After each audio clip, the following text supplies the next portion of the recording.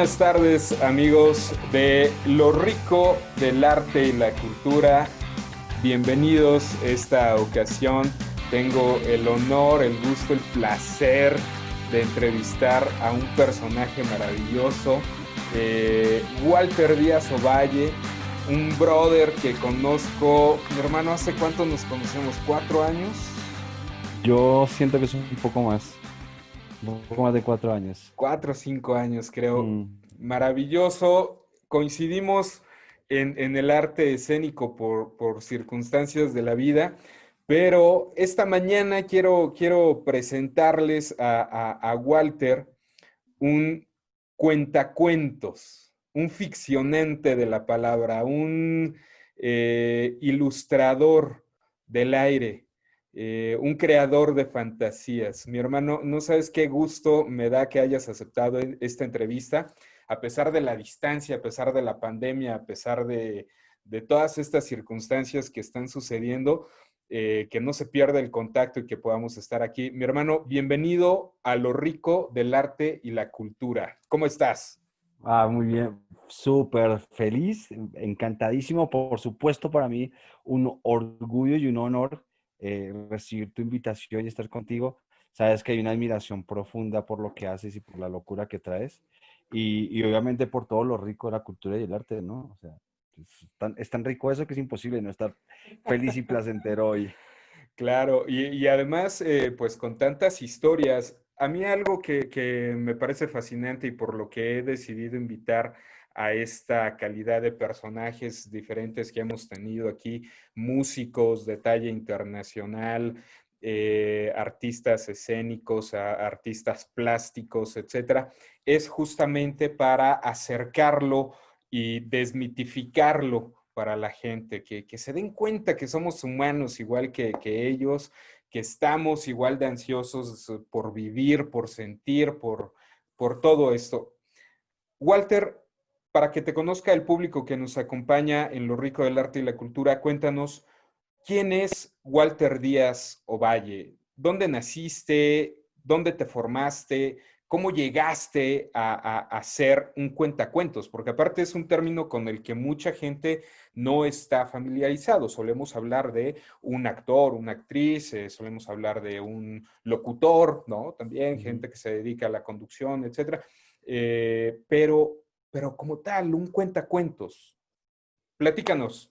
Bueno, colombiano, nací en Bogotá hace bastante tiempo, por allá en un septiembre soleado, no era soleado porque nací en la noche, de ahí porque nos encanta la noche, del 75 nací.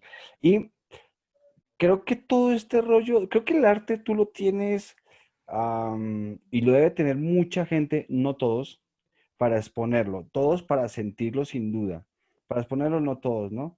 Como también está el rollo que si eres artista, entonces se supone que puedes cantar, bailar, pintar, hacer poesía. No, no es verdad. Si eres artista, no significa que puedas hacer todo. Admiro con profunda exquisitez y gran envidia a los poetas, por ejemplo, que tienen ese don de esa palabra escrita de tal forma que componen y generan voces increíbles, ¿no? Yo no lo tengo, por ejemplo. Pero creo que todo el mundo tiene un talento y tiene una posibilidad del arte. Y la mía se empezó a descubrir cuando con mis hermanos, en ese entonces tenía 4 hermanos, hoy tengo 5 hermanos, jugábamos a hacer representaciones de roles, ¿no? Entonces jugábamos, 5 hermanos metidos en una casa que hacíamos jugar. Y terminamos jugando curiosamente al Chavo del Ocho y a la clase del profesor Girafales. Entonces mi hermana, que era la más alta, del profesor Girafales, una hermana era Popis, la otra era la Chilindrina, y mi hermano y yo nos tornamos entre el Chavo y Kiko, ¿no? Y Ok. hacíamos juegos de eso, de roles, tal cual como juegan los niños, ¿no? Pero espérate ahí, vale que yo entonces hacía tal cosa y tal cosa. Ah, ok, listo, y se continuaba el juego.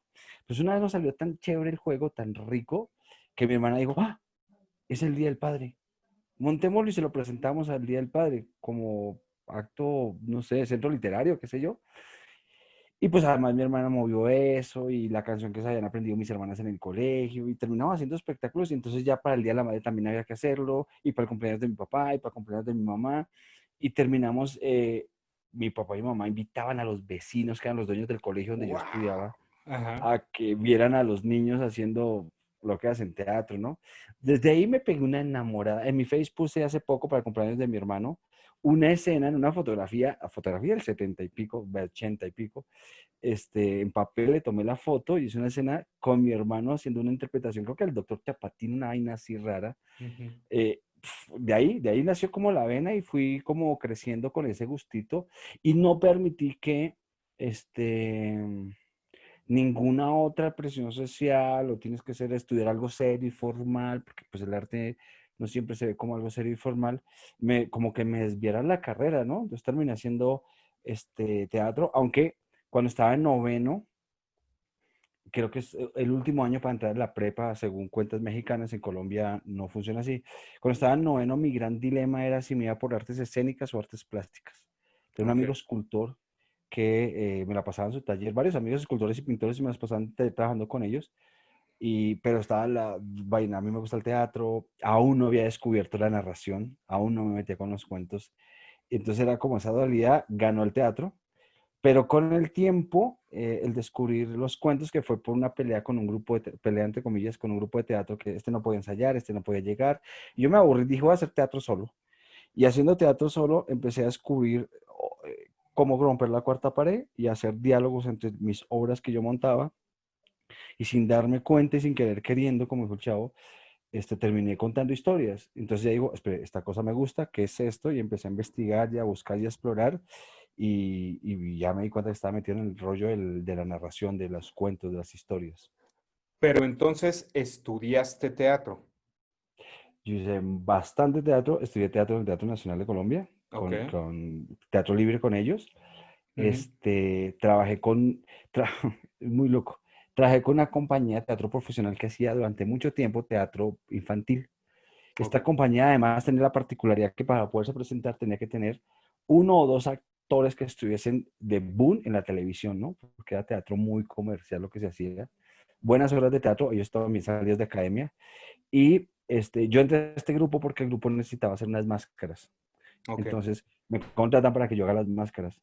Y yo iba a todos esos talleres, todas las noches yo iba elaboraba máscaras, tomaba medidas, ajustaba, el director me miraba, decía, no, está más fuerte, está más no sé qué, va.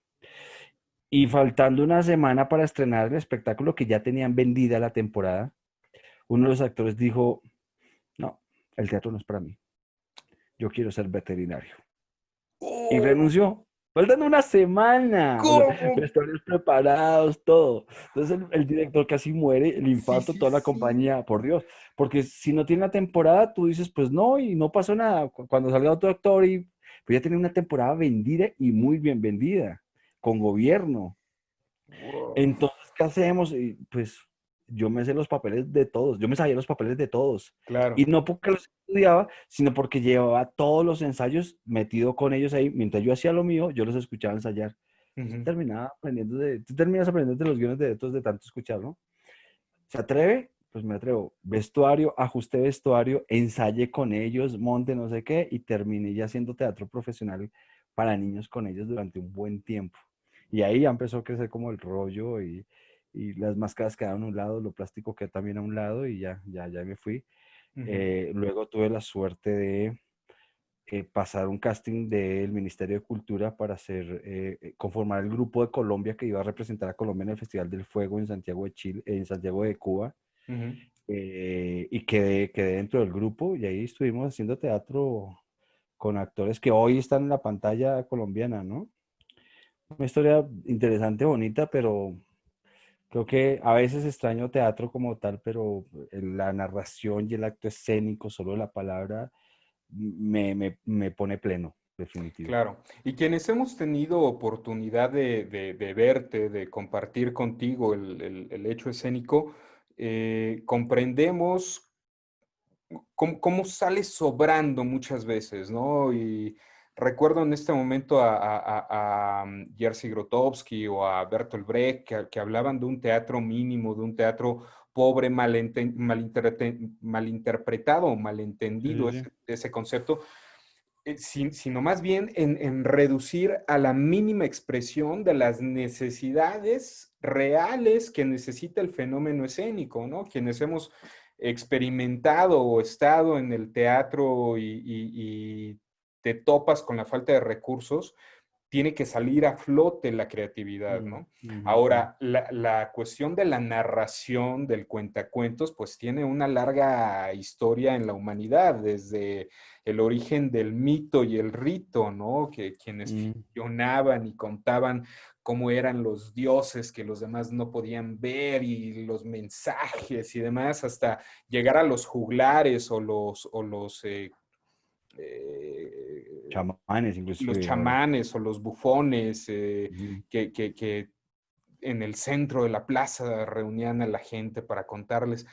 ¿Qué es para ti ser cuentacuentos? ¿Por qué? Vaya, nos platicaste ya un poco acerca de tu trayectoria, pero ¿en qué momento Walter dice, sí, sí, es quitarme el vestuario, es quitarme el maquillaje, es quitarme el templete, quitar las luces y llegar y de repente, porque te hemos visto, de repente levantas las manos y ¡pum! La atención del público está contigo.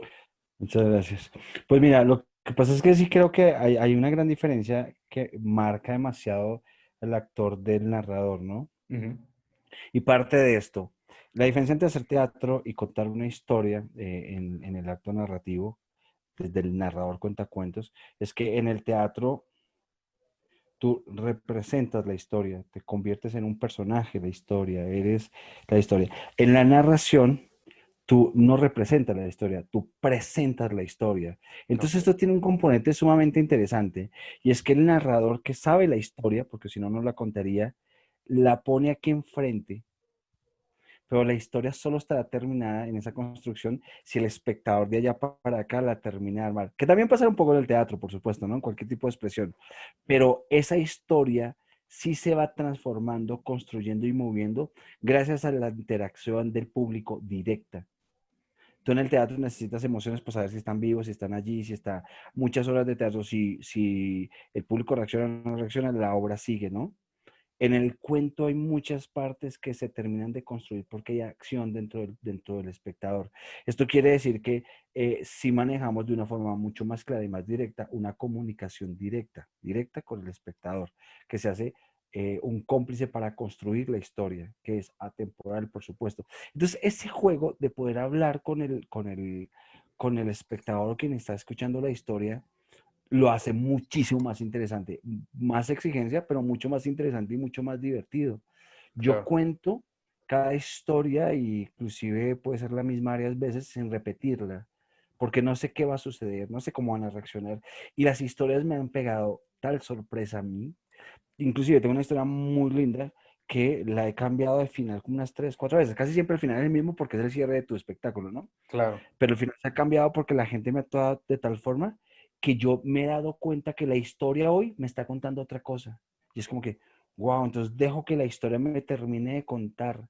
Y yo, wow, esto dice esta historia. He contado partes donde la historia es tan jocosa y es espontánea y nace ahí, no está Ujú. preparado, que me ha tocado pararme con el público a reírme de lo que acaba de suceder en la historia, terminar de reír, parar y seguir contándola, ¿me entiendes? Claro. Eso es como lo bello que tiene este oficio y este trabajo de contar historias. Ahora bien, se supone en teoría que el narrador por tradición es un tipo sabio Ujú. y no somos tipos sabios porque sabemos de mucho. Se supone que somos sabios porque permitimos escuchar y leer lo que podría enseñar esa historia. Esa es la sabiduría que tiene el cuentero. No por él, sino por la historia que cuenta. Y eso me parece exquisito. A mí esa vaina me alucina. No me ha hecho sabio, me ha hecho aprender a escuchar. Y ese es un don maravilloso porque en esta labor, en esta función de ser cuentacuentos, de ser narrador, es la palabra, es el verbo lo que domines y vaya, místicamente o como lo querramos ver, la palabra crea, la palabra Mm. envuelve, la palabra evoca. Entonces, vaya, escucharte en el escenario, contar una anécdota simplemente en una francachela o en una reunión es embelesante, ¿no? Uno voltea Sí. y se entretiene porque tienes esa chispa, tienes ese don. Walter, ¿qué es lo rico de ser cuentacuentos? Lo rico de hacer cuenta, cuando lo decía yo, cada vez que cuentas una historia tienes la libertad, si te lo permites, de vivir muchas historias sin envejecer. Vivir muchas vidas sin envejecer. Cada vez que cuentas una historia, te encuentras con nuevos mundos, con nueva gente. Cada vez que cuentas una historia, atraviesas fronteras y te proyectas. Claro. A mí en particular, que me ha dado la narración, porque es rico para mí contar. Porque yo, a partir de contar cuentos, he podido viajar por el mundo contando cuentos. Y cada vez que llego a un nuevo país a contar un cuento, me doy cuenta que el efecto es que ese país y ese mundo me cuenta historias a mí, porque tenga más historias para contar. Me ha llevado a lugares maravillosos y me ha llevado a seres increíbles, tan maravillosos e increíbles como pocos personajes increíbles en mis propias historias. O sea, me ha dado la libertad de Wow. descubrir mundos maravillosos, gente espectacular. Mira, inclusive lo rico de esto es que me ha llevado a un programa muy rico sobre cultura y arte, ¿me entiendes? O sea, hasta este espacio. Y esto me lo ha dado la libertad de contar cuentos, de abrir mundos, de conocer, de desprenderme y aferrarme al mismo tiempo a lo que quiero. Es, es increíble, además te enseña que hay una cosa muy, muy interesante que decía Gabriel García Márquez y decía que la palabra era una herramienta o un arma y que estaba en ti la posibilidad de construir o destruir con ella. Cuando empiezas a contar cuentos te das cuenta del poder que tiene la palabra, ¿no? De armar mundos o desbaratarlos. Y al mismo tiempo te das cuenta del compromiso que tienes con ella. Y depende de lo que tengas adentro, sabrás si armas o construyes. Yo he intentado, modestia aparte, a partir de la palabra y de mis historias y mis cuentos, intentar construir algo. Y construir en primer lugar para mí, porque también me escucho mis historias, y construir para otros. Y cuando veo que los otros reaccionan, interpretar y entender, mi historia, hijo de esto, hizo lo otro. Tengo una anécdota muy linda que me invitan a contar al Museo de la Memoria de Uruguay. Ujú. Y me invitan a contar allí una historia en particular. Para mí la historia era una historia que me regaló una escritora argentina en la Feria del Libro de Buenos Aires. Era una historia fantástica y ya, ¿no? Volaban y todo ese rollo. Y para mí eso me alucinaba. Y cuando me dicen, quiero que cuentes esta historia en el Museo de la Memoria, yo, ¿y por qué? Bueno, pues yo la cuento. Cuando estoy contando la historia en el Museo de la Memoria, que era una casa de un militar que desaparecía gente, y la gente empieza a llorar con la historia y decía, mira, ¿qué están Wow. escuchando? Sí. Y entonces por primera vez después de 2 años de contar la historia dije, espérese, ¿qué tengo que escuchar de esta historia? ¿Qué tengo que escucharme? Y mientras me contaba y veía lo que sucedía, me di cuenta de lo que me estaba contando esa historia.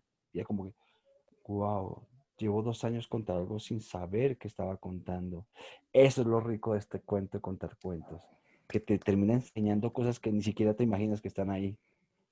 Qué maravilloso, mi hermano. Me dejaste sin palabras, ¿eh? O sea, justamente quienes nos dedicamos a crear o a recrear, muchas veces no valoramos, no somos conscientes del alcance tan imponente que puede tener, ¿no? Poner Mm, a disposición de la gente un fruto, una flor, algo que para ti es eso, es un fruto, es una flor, algo que cosechaste, algo que se creó en ese momento y no sabes el impacto que puede tener para ese alguien, ¿no? Eh, Cuéntanos qué países has visitado en primer lugar, qué lugares te han gustado más, qué lugares has tenido oportunidad de conocer y cuéntanos cómo llegaste a México, porque yo te conocí aquí en México, en Querétaro, ujú. entonces, ¿cómo llegaste a estas tierras, mi hermano? Mira, yo no sé si llegué a México. Yo creo que tenía que estar en México. Y es un punto importante. Ok. Primero, te lo conté, lo primero que hacíamos teatral eran cosas del Chavo del Ocho, ¿no? Es que por alguna razón ese señor Roberto me provocó el tema, ¿no? Y tengo una admiración profunda por su trabajo artístico, ¿no? Ujú. Este, Pero yo trabajaba como director del área académica de una casa de la cultura aquí en Colombia.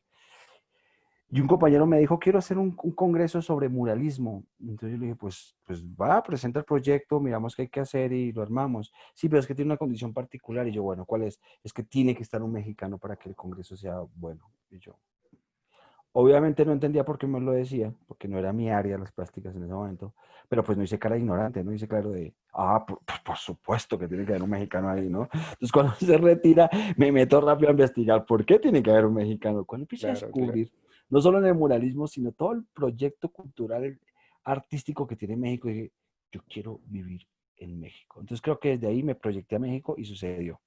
¿Qué países? Yo me fui estuve en Cuba haciendo teatro, fue como mi primera salida y una puerta así grandísima para empezar a descubrir países y culturas. Estuve luego en Argentina, que me invitaron a la Feria del Libro de Buenos Aires, y de allí pasé a Montevideo, donde tenía un amigo que ya había conocido en Colombia. Hago unos talleres y empiezo a descubrir ese mundo. Me enamoré de Montevideo y regresé a Colombia y dije, quiero vivir en Montevideo, quiero vivir en Uruguay.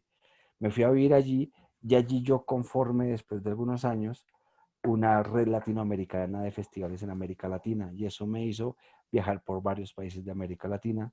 Ujú. Trabajé en un proyecto de todo el mundo donde yo organizaba la parte cultural y conozco unas mexicanas que hacen investigación de danza folclórica en México. Ujú. Y ellas me invitan a que dicte un taller sobre cómo trabajar la investigación de campo y cómo pasarlo a una materia concreta. Entonces voy y hago el taller. No sé si esto funciona, puedo hablar de algún lugar muy particular mexicano en la Riviera Maya. Sí, claro, sí, sí, sí, Ok. sin problema.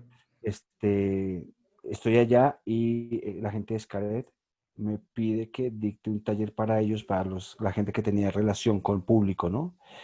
Fue muy difícil llegar la primera vez a México y tener que verme obligado a pasear 2 días completo por Xcaret y estar en la Riviera Maya y en la playa. Fue muy difícil, pero son las cosas que uno tiene que hacer como artista. Sí, me imagino un Este, sacrificio entonces, enorme. imagínate que esa fue mi entrada a México, entonces confirmó en México, digo, yo quiero ir a México. Años después, con la red que había montado, se organizó un primer festival en Celaya, en Guanajuato, de narración. Yo era el asesor de la red y todos los de la red, como era un grupo de apoyo, vamos a Celaya a apoyar el primer festival internacional que se hace allí, Palabras al Viento, y me conocen en la Universidad de Guanajuato. Un año después me proponen que trabaje en el área de extensión universitaria. Yo quería vivir en Guanajuato, me están proponiendo vivir, me están proponiendo trabajo, tocó aceptar. Y ahí me quedé, el proyecto duró un tiempo y me fui enrolando, monté mi espacio Ujú. cultural con mis socios, este, tengo una asociación en México cultural que hace proyectos sociales a través del arte. Empecé a conocer proyectos, te conocí a ti, empecé a conocer más gente y ya hoy por la pandemia, soy un afortunado que la pandemia me agarró fuera de mi lugar, pero mi lugar es mi casa, en Colombia, con mi familia. Entonces, en ese sentido he sido bendecido, pero al mismo Ujú. tiempo siento que me sacó de mi lugar, o sea que también mi casa es México hoy, ¿no? Entonces, esa ha sido la relación. He contado en casi toda América Latina Ok. y en Europa, en poquitos países de Europa, pero en Europa por ahí he estado. Tienes He trabajado en más de 13 países del mundo. poquito viajado el muchacho. Se hace lo que se puede.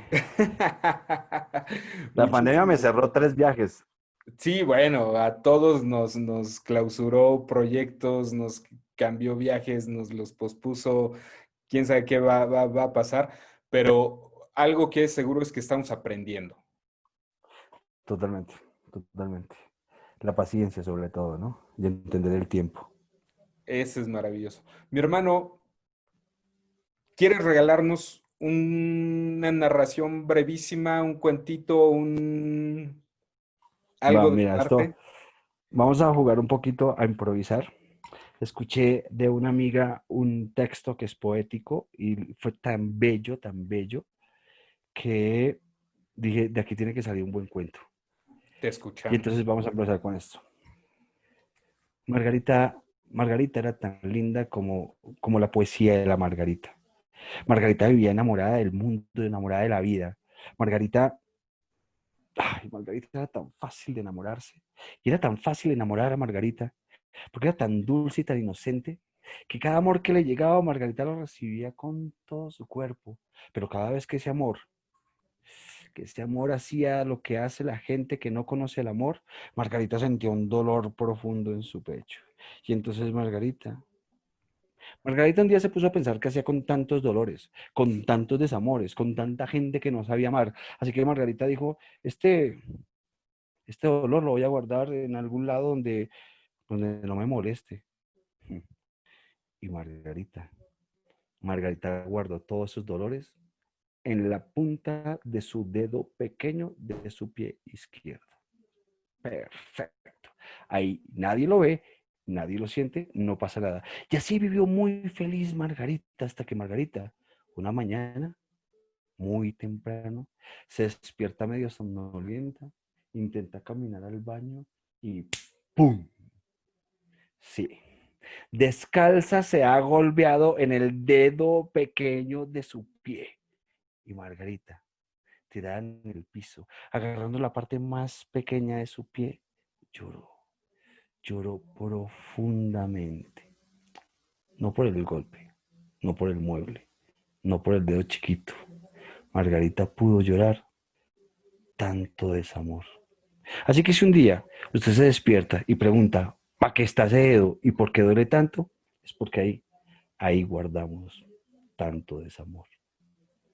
¡Guau! Maravilloso, mi hermano. Aplausos, Gracias, aplausos. gracias. Wow. Lo dicho. Tienes un don para contar, para narrar, para envolver con las palabras, para seducir en el más amplio término de la palabra, ¿no? Muchas gracias. Maravilloso. Para mí ha sido un gusto poder dirigirte, trabajar en este proyecto maravilloso de las noches medievales. Tenemos que retomarlo, ojalá que después de esta pandemia podamos regresar a los Ojalá. escenarios. Hay proyectos, hay ideas, hay cosas que están latentes y que queremos y tenemos tantas cosas que decir. Y yo creo que ahora la pandemia nos va a dejar un gran abrevadero para hacernos de historias y de anécdotas que la gente va a estar ansiosa de escuchar. Eso es sin duda. Creo que al final lo que hacemos en el arte, que es la cosa rica del arte, Ujú. es que simplemente vivimos, vivimos, vivimos y luego lo tamizamos en ese filtro de emociones y algunos tienen el poder de construir con eso cosas maravillosas, ¿no? Que se presentan nuevamente a la sociedad para que sigamos construyendo y sintiendo, ¿no? ¿Qué sería de esta vida sin esos dedos pequeños, ¿no? Es decir, sin la capacidad de sentir dolores, amores, tristezas, alegrías, ilusiones, que al final son los que nos permiten seguir, luchar, llenarnos de esperanza, ilusiones o de rabias, para tener fuerza, para aguantar, para querer. Así que qué Exactamente. rico y qué rico tener espacios y que se construyan espacios como este que tú tienes. Nuevamente, mil gracias por la invitación, mil gracias por eso y mil gracias por seguir en la lucha de creer que el arte y la cultura son ricos y se necesitan alimentar el alma. Creo que después de esta pandemia vamos a valorar y a ver de manera diferente la creación artística, ¿no? Y obviamente Ojalá. no solo nosotros como creadores, sino la gente, la sociedad en general va a valorar y a conceptualizar de manera diferente. Yo quiero escuchar ahí por ahí alguna historia de un amor que duró 6 meses de vívida pasión y 6 meses de encierro. Va a ser lindo porque antes ella me hacía volar cuando tomaba mi mano mientras caminábamos. Ahora vuelo cuando suena el celular. Wow. Sí, ha sido complicado, ha sido difícil, Ujú. pero esto es la maravilla del asunto, ¿no? Que le damos mucho valor hoy por hoy en la situación que nos tiene al celular, a las compus, al internet. Decimos que, wow, si esto no estuviera internet, ¿qué sería nuestro mundo? Pero no es real. Es Ujú. tan simple elemento y recurso el internet y el celular, porque si no existiese esa intensidad y esa fuerza del ser humano que es capaz de traspasar fronteras a través de una pantalla y superar la pantalla, entonces solo seríamos unas imágenes planas, ¿no? Y esta niña ya es cuando aparece, está presente todo el tiempo, pero cuando aparece una llamada, una videollamada, trasciende la pantalla totalmente. Es interesante, va a Claro. ser una historia muy rica y yo creo que eso fortalece esto y que además lo tomo no a relación solamente mi relación de estar tanto tiempo separados porque no he podido viajar a México, sino que seguramente la historia de muchos, ¿no? Que aprendimos que a través de un aparato, y no solo eso, ¿no? Aprendimos que estoy acá, pero la abuelita está en la otra cuadra y no puedo visitar a mi abuela, ¿no? Entonces, ¿cómo aprendemos a superar esa barrera, el celular, la ventana y tocar las almas sin importar la distancia? Creo que esa es la gran lección. Bueno, tú lo sabes, nos reunimos, intentamos reunirnos un grupo de amigos todos los sábados y no solo por ver caras, porque podríamos ver una película y vemos más caras, es por conectarnos con el alma, ¿no? Eso es Exactamente. lo que nos da para aprender esto, ¿no? A valorar. El día que nos podamos volver a dar un abrazo, lloraremos de emociones. Yo creo que eso y mucho más. Mi queridísimo Walter, ha sido un honor, un gusto desbordante el poder compartir contigo. Te quiero comprometer a que en cuanto puedas pisar tierras mexicanas, podamos reunirnos, no únicamente el grupo de amigos, sino también para crear nuevamente en el escenario magia. Y obviamente estás nuevamente invitado al programa para que nos cuentes más cuentos, para que nos platiques cuáles son los proyectos que vas a retomar, dónde te vas a presentar. Yo sé que ahorita se cerró todo, desgraciadamente fue la primera labor que los gobiernos dieron por clausurado y va a ser lo último que nos permitan retomar. Pero aquí estamos resistiendo y para mí ha sido una maravillosa oportunidad el poder reencontrarme con viejos amigos, con grandes creadores, con grandes artistas, poderles dar este espacio y que la gente pueda acercarse y darse cuenta que seguimos habiendo estos locos creadores que se llaman artistas. Rico, un placer. Fue para mí, diríamos aquí en Colombia, de verdad que lo usamos mucho este término, muy rico estar en tu programa. Que viva la cultura y el arte. Y muchísimas gracias, de verdad que lo disfruté, me sentí feliz y rico, Muy muy bien, rico. excelente, mi hermano. Un abrazo desde México hasta Colombia, que pronto se haga palpable, físico, entrañable como siempre. Y muchísimas gracias por tu tiempo, por habernos regalado este espacio. Amigos de Lo Rico del Arte y la Cultura, esta fue una entrevista más maravillosa y próximamente vamos a tener más de Walter Díaz Ovalle aquí en Lo Rico del Arte y la Cultura. Muchísimas gracias, nos esperamos Chao. en la próxima.